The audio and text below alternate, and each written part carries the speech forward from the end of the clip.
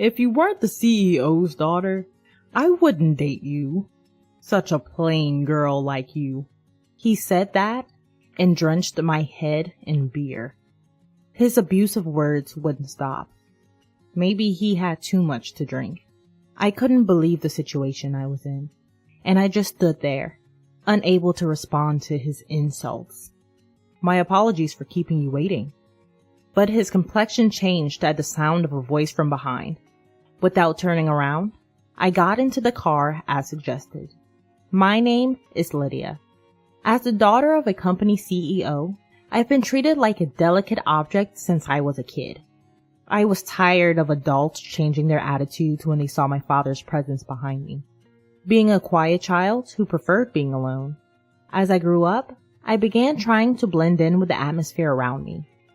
I suppressed myself, trying to remain inconspicuous. Even the friends I made through such efforts would distance themselves from me once they learned about my father's job. I used to resent my father's profession, but my perspective changed when I entered a university and started studying business. Through university lectures, I began to understand the difficulty of achieving long-term stable performance like my father. I started to take an interest in my father's company. Hearing about my father's passions and thoughts about the company, my interest grew, and I deepened my learning. You've been getting good grades in school, and it seems like you have a decent knack for business too. So I guess it wouldn't be a bad idea to let you run the company someday, my father says. If that's the case, I thought, I would like to create a company culture where the distance between employees is close and everything can be discussed openly. Having had lonely experiences in my childhood, I longed for an atmosphere where everyone could speak freely, regardless of their title or position. It would be wonderful if I could make the company like that when I became the CEO. The evening downtown area is bustling with various people. I check that the clock hand is pointing at 6:50, and I breathe a sigh of relief. I always wanted to arrive before Cooper for our meetups. I take out a small mirror and fix my bangs. While I'm at it, I also reposition my permed hair and the light blue hair ornament. As I throw the mirror back into my handbag, I catch sight of Cooper in a suit, making his way through the crowd. I wave back at Cooper, who is smiling. The place we enter is our usual chain pub.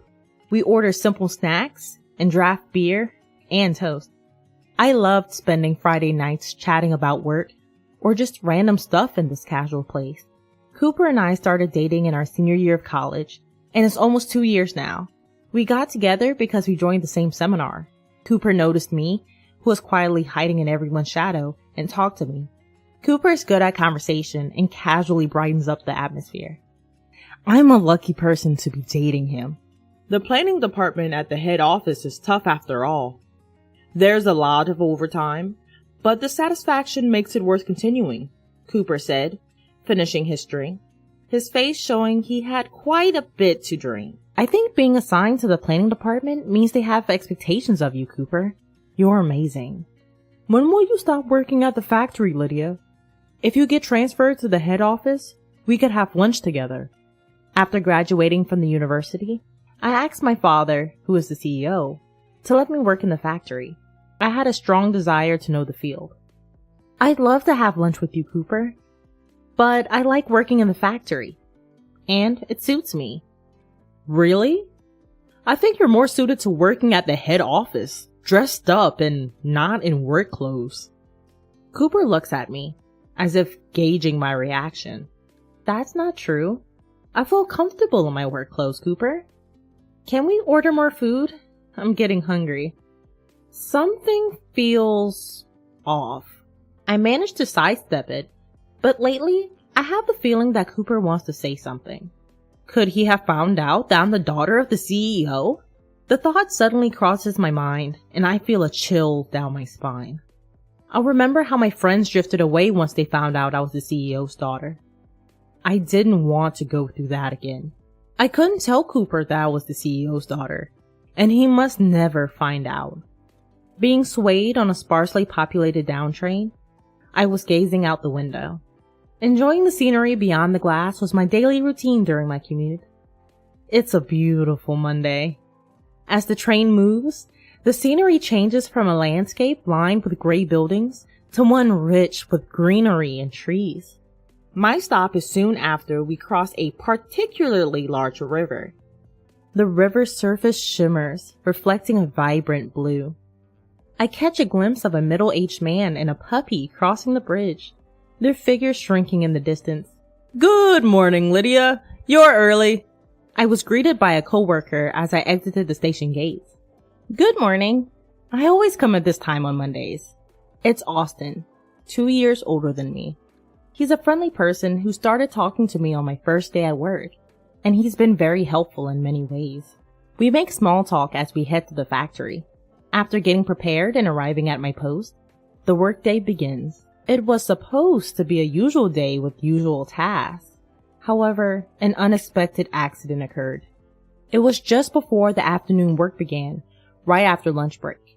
At that time, my father, the CEO, happened to be on a factory tour. Coming out of the break room, I bumped into my father, who asked me to pass on a message to my mother. It seems he had left his smartphone at home. He said he could have sent the message from his computer, but it would have been a hassle, so he was glad he could ask me. After sending off my father to the workshop, I turned around, and to my surprise, there was Austin. He was peeking through the conference room door, which was half open. Wait, Lydia, you're the CEO's daughter? What should I do? Austin had asked me. I tried to hastily make an excuse, but nothing comes to mind. Regret over casually chatting with my father wells up. Austin is sure to change his attitude towards me from now on. Word might spread around the factory, and everyone might start keeping their distance from me. Various thoughts swirl around, and I'm left stammering. Then Austin says, "If that's the case, there's something I'd like your help with, Lydia. There are various systems I want changed. Could you tell the CEO for me?" I was taken aback by Austin's unchanged demeanor, but I found myself interested in what he was talking about. What kind of systems are you talking about? When I asked, Austin gave a brief explanation. I wanted to know more, but it was almost time for work to start. We decided to discuss the details after work and return to our posts. We both hurried to our respective workstations. Even after finding out I was the CEO's daughter, Austin didn't change his attitude towards me. On the contrary, he acted as if it was no big deal. I felt a weight lift off my shoulders as I climbed the stairs to the workshop. Now, I'm sitting across from Austin at a fast food restaurant near the station. Our conversation from earlier in the day has taken an unexpected turn. To put it bluntly, Austin's hope was for decision-making power to be given to the factory floor. He explained that in the current system, any changes to the standard manual requires approval from headquarters. This is necessary even for the most minor changes. After the factory submits a request for approval, an inspection is conducted by headquarters. It then takes time to receive approval. Often, by the time approval is granted, the situation has changed and the change is no longer necessary. However, it takes effort to cancel the application. While finishing his double cheeseburger, Austin said, "So, Lydia, I was thinking of asking the CEO, but that's impossible, right? Still, I can't help but wonder if there's something we could do." I was hesitant. I wasn't sure if this was something I could ask my father. Well, asking the CEO might be difficult, but it does seem like the situation should be changed. Right? You think so too? Let's take action. Let's document all past incidents and submit them. We can express our hopes and have them considered at headquarters. I wonder if it will work. Seeing Austin's uncertainty, I start trying to persuade him. Let's just give it our best shot.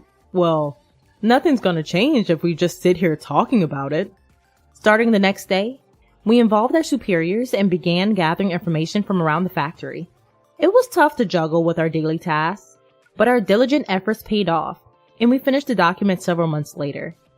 We entrusted it to our superiors to match the timing of a general meeting at headquarters, and took a sigh of relief. While I was drinking a canned drink and taking a break, a colleague came up to me. "I heard you finished the document. Good job!" Since we had gone around all the departments in the factory gathering information, everyone knew what was going on. We finally finished. I hope this brings about change. I'm sure it will be fine. But I was surprised by your initiative, Lydia. You really do have the CEO's blood in you. Wait, how do you know about that? Sorry, I heard it from Austin. I was curious about why you were taking action. Don't worry, I'm the only one who knows. Is that so? Although I felt a bit complicated, I thought my colleague was telling the truth. It'd be great if you became the CEO, Lydia. You're very diligent and hardworking, and you really went above and beyond for the factory this time. I could never be the CEO. When I laughed it off, my colleague laughed along, saying, I guess so. This person, with laughter lines appearing at the corner of his eyes, is a veteran who has been working at the factory for more than 20 years. He, like Austin, treated me with a consistent demeanor, a constant calmness and brightness that never changed. Several months later, our superior returned from the general meeting and loudly called everyone to gather. What's going on? The employees who gathered asked. The authority at the site has been partially changed. Hearing these words, the employees began to murmur. I instinctively looked for Austin. Then, on the outskirts of the crowd, he noticed my gaze and responded with a triumphant pose. Although not all of our wishes were granted, it seemed fair to say that nearly half of them were. That day, everyone took turns congratulating me, and I felt very happy. Filled with a sense of achievement and even more motivation, I am enjoying fulfilling days. Then, one day, I was called to headquarters by my father. Wondering why he called me out of the blue, I leave my afternoon work behind and head to the headquarters. Once I enter the CEO's office, my father praises my recent accomplishments. Though I didn't mention anything to him, he seemed to have looked into the situation. Apparently, this incident significantly boosted the company's numbers, and after my father had a good laugh, he made a serious face and said to me, Lydia, you have a sense for management and vitality.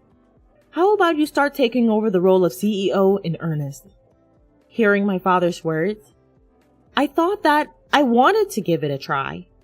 A workplace where employees are vibrant because their opinions are heard and improvements are made. If I become CEO, I can move things on a larger scale. I can make it as comfortable as possible to work.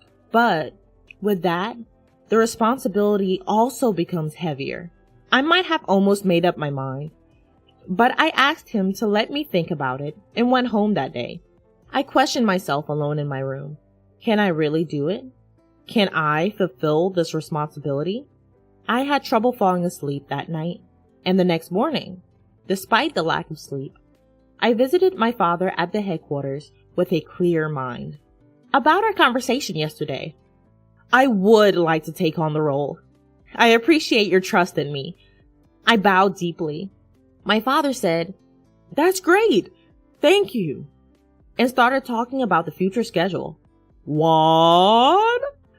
Lydia's gonna be the CEO? Austin, please don't raise your voice so much. Only Austin and I were in the break room during lunch break. Thinking the timing was just right, I told him about my decision to become CEO. Sorry. But I never thought you'd really become CEO. Everyone will be surprised. That's the thing. I think I'll be transferred to the headquarters soon, and I've been worried about how to explain it to everyone. Why not just tell them the truth? I'm a little scared to tell them I'm the CEO's daughter. Taking a deep breath, I shared the events of the past. About how close friends had drifted away, the sadness I felt when people were distant with me, and about my childhood when I tended to close off my heart. Austin, who listened to my story with compassion, said this, There might be people who can't interact with you the same way as before, Lydia. We can't know for sure. But everyone knows how hard you've worked this time. I think they trust you. Plus, surprisingly, many people might not change their attitude. Could that be true? Although I felt somewhat relieved hearing Austin say that, My heavy memories were rejecting any further thoughts. In the end, I only gave a vague reply. When I checked my smartphone on the way home from work, I had a message from Cooper. I hadn't seen Cooper in a while. Just when I thought I had some breathing room from being busy with document preparation for the headquarters, Cooper's peak season had started. It's not just about everyone at the factory. I need to think about Cooper too. Swaying on the train, I let out a sigh. Could I really say the truth from my own mouth? What would happen if I told them? After a while, the dates of my transfer to the headquarters was confirmed. I would be leaving the factory in a few weeks. Unsure of how to tell everyone, I spontaneously dropped by the document room. In the dusty room where various documents were stored, I opened a cardboard box near the entrance and pulled out a thick bundle tied with a black string. It was my work diary from the past. Looking back from my first day of work, forgotten memories come back. The times when I was a novice who knew neither left nor right. When I was taught work carefully. When a senior colleague spoke to me as I learned the job. And when someone treated me to canned coffee when I was down about making a mistake. As I looked at the diary, my mind became set. It's not about whether they accept me or not. I'll convey the truth with gratitude for everything so far, and sincerity. With that decided, I left the document room. On Monday's morning assembly, I was to tell my colleagues about my transfer. Prompted by my boss, I stepped forward and bowed. Wondering what it was about, everyone was waiting for me to speak.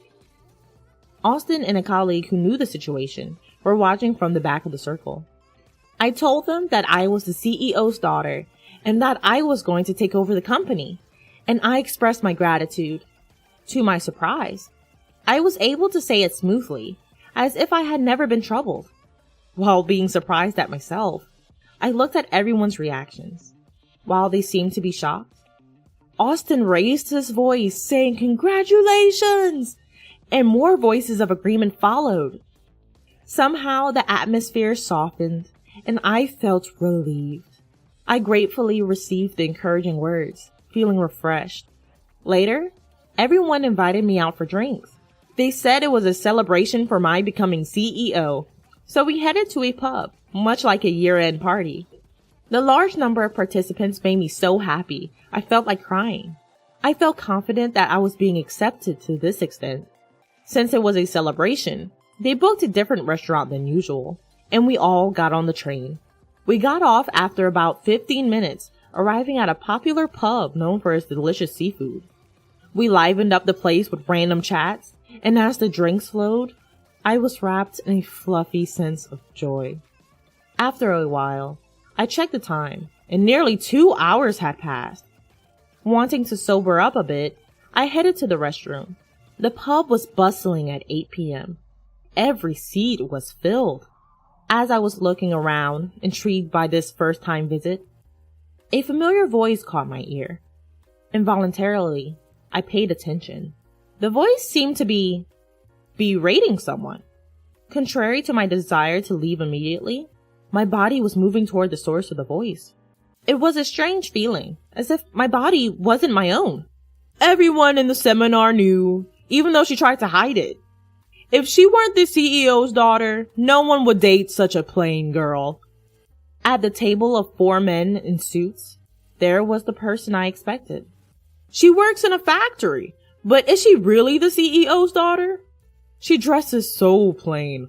I never feel like taking her to a nice restaurant. Maybe if she invited me to her family's mansion, I'd be a little motivated. I couldn't comprehend what the familiar and beloved voice was saying. Cooper noticed me standing still. He seemed quite drunk, his eyes fixed. His resentment and hatred for me came through clearly, and I couldn't move. Do you think you're worth something? The only thing you have is your status as the CEO's daughter. Cooper, glaring at me, didn't seem to realize I was actually there. With unsteady steps, Cooper approached me. He tilted the glass in his right hand and poured beer over me. The liquid that had filled the glass drenched my hair and face. Droplets fell, wetting the floor. What a waste of years being with you. Let's break up. Ugh, I'll break up with you. All I could do was nod at Cooper's loud declaration. Quietly moving away from Cooper with my dirtied face, I told my colleagues that I'd be heading home first. Luckily, they were all tipsy and didn't seem to care. As I left the restaurant, the cool night air touched my cheeks. The droplets in my hair cooled down, the chill reaching my scalp as if to freeze it. Feeling hesitant to get on the train like this, I reluctantly called for a car. When I was appointed CEO, my father had given me a personal vehicle. The driver assigned to me was someone I had known since childhood, and the car was familiar. I was looking at the national highway filled with cars, wanting to relax in the familiar seat. Then, the entrance of the pub opened, and someone came out. You're still here? Looking so shabby. Really pathetic. Held up by what was probably a colleague, there was Cooper, unstable on his feet. My heart was torn to shreds. I couldn't take any more of Cooper's words. Such violent words. Sorry to keep you waiting, CEO. A voice came from behind me. Cooper looked at me, eyes wide. Please, get in here. Prompted to the back seat, I moved my feet. Wait a minute. That was a joke. You should have told me if you were appointed CEO. Let's keep going out. I saw Cooper desperately trying to convince me over my shoulder. I felt nothing. If anything, a faint sense of disgust. The CEO is tired. Please leave. Once the driver confirmed I was in, he closed the door. As the car started moving, my tears burst forth. They kept flowing, running down from my chin, dropping onto my lap. What did I ever love about him? I didn't know he was that kind of person. After a good cry, my heart began to settle, and suddenly, I thought it was my fault. Staying as lovers without showing my true self was an unreasonable story. Thinking so, my feelings began to lighten. Wiping the tears with a handkerchief, I turned my eyes outside the window. Clouds were passing across the starry sky. It felt as if I was at the bottom of the sea, the comfort of drifting, surrendering to the gentle sway of the waves. I thought about my colleagues at the factory, and then about Austin. Being accepted for who I am feels really reassuring. Rubbing my swollen eyes from crying too much, I fell asleep, just like that. 1.5 years has passed since I became CEO. Even after my transfer to the head office, every time I felt nostalgic, I visited the factory under the pretext of inspection. Today, too, I'm visiting with some gifts. It's just like you, Lydia, to say it's tough, but carry on without a problem. I'm impressed. That's not true. I'm always being supported. Spreading out the snacks I brought, I felt a smile spreading across my face. Even after becoming CEO, my colleagues at the factory still call me Lydia. It feels like I've come home. As I was basking in happiness, Austin started a conversation. By the way, what should we do about our honeymoon? Suddenly, he brought up something personal, and I looked around in surprise. The colleagues I was chatting with earlier seemed to have returned to their workstations. Be careful! We haven't announced it yet. After my transfer, we became even closer from frequent visits to the factory, started dating, and finally got engaged last month. It's okay. I checked and no one's around. Where do you want to go? Do you prefer overseas? I'd like to go to the sea. My mouth moved before I could think. Why was that? I had always thought that if I were to go with Austin, I'd want to go to the sea. If it's the sea, an island might be nice too. I'll look it up. Austin laughed as I said, I'm looking forward to it. I wonder what color the sea will be as I sit on the beach with Austin in the bright light. Just imagining it makes my heart flutter and my cheeks relax into a smile.